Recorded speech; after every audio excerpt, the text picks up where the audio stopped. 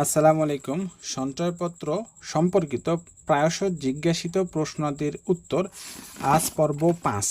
এই পর্বে আপনাদেরকে আমি দেখাবো কোন ধরনের সঞ্চয়পত্রে কত পার্সেন্ট মুনাফা দিবে, তারপরে কখন সঞ্চয়পত্র আসলে ভাঙলে কোনো মুনাফা পাবেন না, আবার মেয়াদ পূর্তিতে আপনাদের যে টাকাটা আসল টাকাটা সেই টাকাটা কিভাবে আপনাদেরকে প্রদান করা হবে এবং এটা কি আসলে পুনঃবিনিয়োগযোগ্য কিনা। চলুন প্রথমে শুরু করি। এই যে আপনারা একটা ছক দেখতে পাচ্ছেন, আসলে সময় বাড়ার সাথে সাথে আপনাদের কিন্তু মুনাফার হারটাও বাড়ে। যেমন দেখুন, পরিবার সঞ্চয়পত্র প্রথম বছরান্তে পাবেন 9.50%, দ্বিতীয় বছরান্তে পাবেন 10%, তৃতীয় বছরান্তে পাবেন 10.50%, চতুর্থ বছরান্তে আরও বেশি এবং পঞ্চম বছরান্তে আরও বেশি।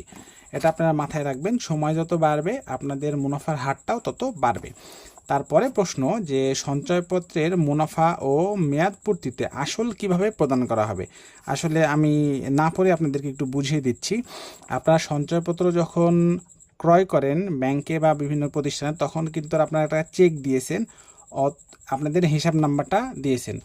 এখন সঞ্চয়পত্রের যখন মেয়াদটা শেষ হয়ে যাবে, ওই যে অ্যাকাউন্ট নাম্বারটা দিয়েছিলেন ব্যাংক অ্যাকাউন্ট নাম্বার, সেই অ্যাকাউন্টে কিন্তু অটোমেটিক্যালি আপনাদের যে টাকাটা আপনারা প্রাপ্য মুনাফা সহ অথবা শুধু আসল টাকা, আপনার যে টাকাটা প্রাপ্য অ্যাকাউন্টে সেই টাকাটা কিন্তু চলে আসবে। তারপরে দেখুন, সঞ্চয়পত্র কখন ভাঙালে মুনাফা পাওয়া যাবে না। আপনারা মাথায় রাখবেন, সঞ্চয়পত্র আপনারা যদি 1 বছরের আগে ভাঙান, দেখুন কি লেখা আছে, সকল প্রকার সঞ্চয়পত্রে 1 বছর পূর্তির পূর্বে নগদায়ন অথবা ভাঙালে কোনো প্রকার মুনাফা পাওয়া যাবে না। মানে 1 বছরের আগে যদি আপনারা আসলে সঞ্চয়পত্রটা ভেঙে ফেলেন, তাহলে আপনাদের কোনো মুনাফা পাবেন না, উল্টো আপনাদের অ্যাকাউন্ট থেকে অল্প কিছু টাকা লস হইতে পারে, কেটে নিতে পারে। এখন সকল প্রকার সঞ্চয়পত্র কি পুনঃবিনিয়োগযোগ্য? না, শুধুমাত্র 5 বছর মেয়াদি বাংলাদেশ সঞ্চয়পত্র পরবর্তী 1 মেয়াদের জন্য স্বয়ংক্রিয় পুনঃবিনিয়োগযোগ্য।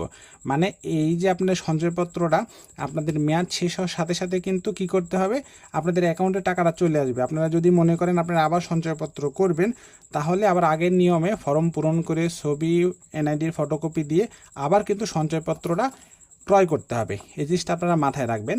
ধন্যবাদ। পরের পর্বের জন্য আগামীকাল সকাল 8টা পর্যন্ত অপেক্ষা করুন।